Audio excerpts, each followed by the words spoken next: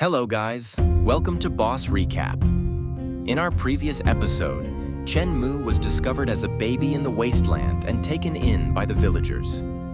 As he grew up, he trained hard under the guidance of his elders, but struggled to awaken his power. The village learned that he had a domineering body, meaning only the blood of true spirit creatures could activate his potential. Determined to help him, Grandma decided to take him on a hunt. What do you think will happen next? Stay tuned to find out.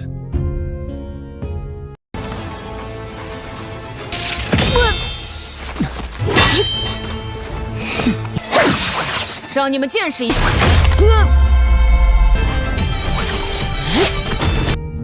Qin Mu was seen walking out of the village with Grandma. She told him that she will teach him what a tailor is good at. After walking for some time, they got to a place and saw a deer. Grandma used her powers to freeze up the deer. After that, Grandma shot multiple threads at the deer and weaved out a beautiful fabric from the deer's body.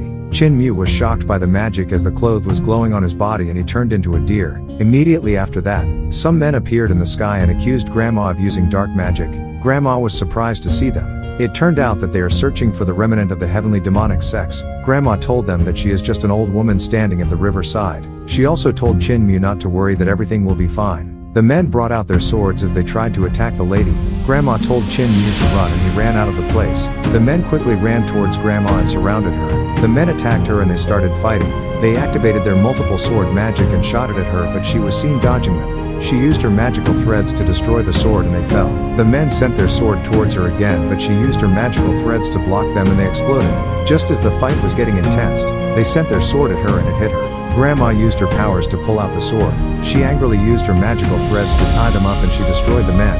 已经违背神谕，还将不知道还有多少生命葬送。提头来见，儿孙灭命！老鬼，莫非也想被我做成衣人？老学弟们，随我，五行炼魔阵，肃清魔。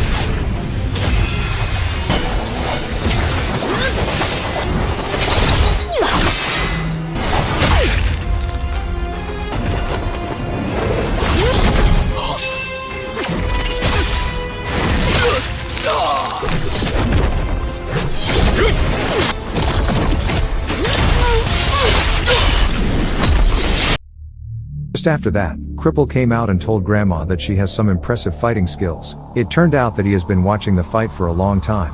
Grandma asked him if he saw Qin Mu. Cripple told her no. Grandma immediately knew that he was in some deep trouble. They both left the place and headed back to the village. Meanwhile, Qin Mu was seen running as he was being chased by some of the heavenly sword men.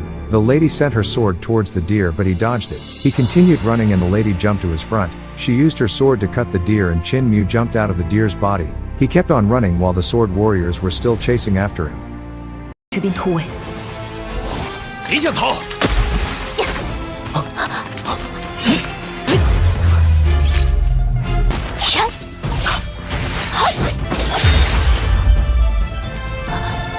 什么？让你们见识一下。 The moon suddenly covered the sun and the whole place turned dark. The mystery creatures all started running as they headed to a safe place. It turned out that, at night when darkness covers the wasteland, any creature seen outside will die. Qin Mu remembered what Grandma told him, so he ran towards the direction of the creatures. Some few moments later, they all ran into a glowing gate. Inside the gate, some of the sword warriors luckily made it into the gate and Qin Mu was seen talking to them. One of the sword warriors tried to bring out her sword, but she got stopped. Her colleague told her that, inside this place nobody is allowed to fight, that everybody must keep to the peaceful order of the wasteland. Meanwhile, back at the village, Grandma was worried about Qin Mu whereabouts while Cripple was seen searching for him. After that, we are taken back to Qin Mu's hiding place. The warrior's leader told his men that this must be the lost divine kingdom that they are searching for. They slowly walked down the stairs and headed into the lost city. They saw dead skeletons all over the place and one of the skeletons was holding a glowing ball. One of the men tried to take the ball, but the skeleton tied him up with his brush and strangled him to death. Just as that was happening, Qin Mu was seen watching them.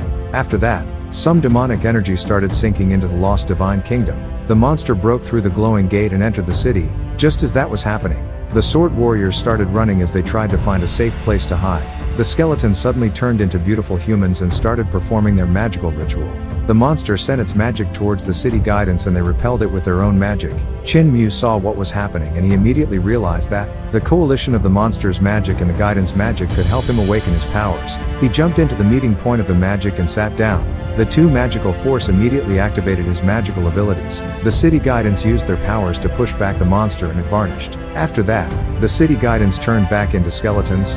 Few moments later, light returned back into the wasteland. All the mystical creatures started leaving the divine kingdom as they headed back into the wasteland. The two warriors quickly pointed their sword at Qin Mu and threatened to kill him. Qin Mu shot a smoking ball at them and they got covered with smoke. He quickly jumped on one of the mystical creatures and headed out of the divine kingdom. The warriors saw him and immediately chased after him. Just as he was going, one of the warriors attacked him with his sword and they both started fighting. He tried to cut Qin Mu with his blade but he dodged it. Qin Mu picked up a stick and covered it with his magic.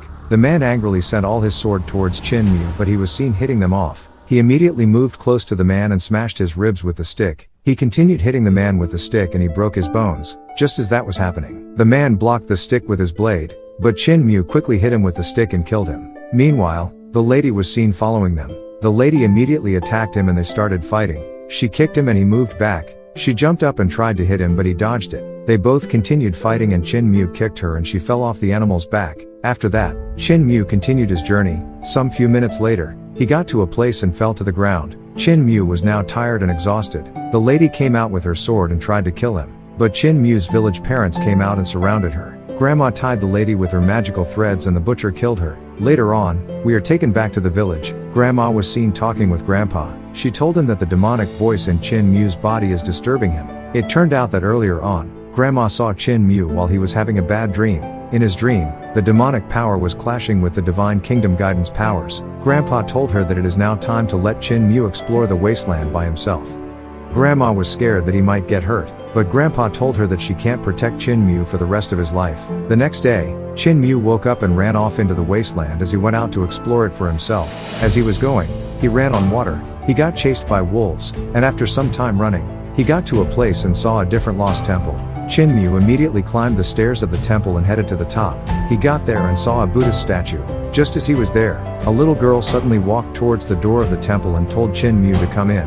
Qin Mu tried to step in but he noticed that the place started making weird sounds so he moved back.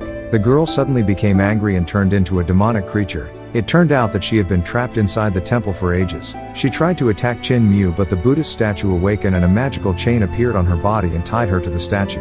Qin Mu sat down and started chanting the spells of the demon he encountered at the lost divine temple. The Buddhist statue thought that the demonic creature was performing dark magic. It immediately started punishing the lady. After some time, Qin Mu stopped chanting the spells and the Buddhist statue stopped punishing the lady. Later on, Qin Mu reached an agreement with the lady to let him enter the temple. He walked into the place. The lady brought out some treasures and showed him. After that, Qin Mu carried all the treasures and left the temple. He got back to the village and showed his guidance what he found. He also told them that he has unlocked his domineering body. They were all happy for him. The next day, Qin Mu woke up and headed back into the wasteland. He got to a place and saw a giant monkey. He started fighting with the monkey and they were seen beating each other up. The monkey punched him and he fell back. He jumped up and hit the monkey. He quickly ran and hit the monkey on the leg. After some time fighting, they were both seen sitting on the ground. It turned out that they were both tied. The monkey stood up and shook the tree and some fruits fell to the ground. Qin Mu started eating up the fruit so he could regain his strength.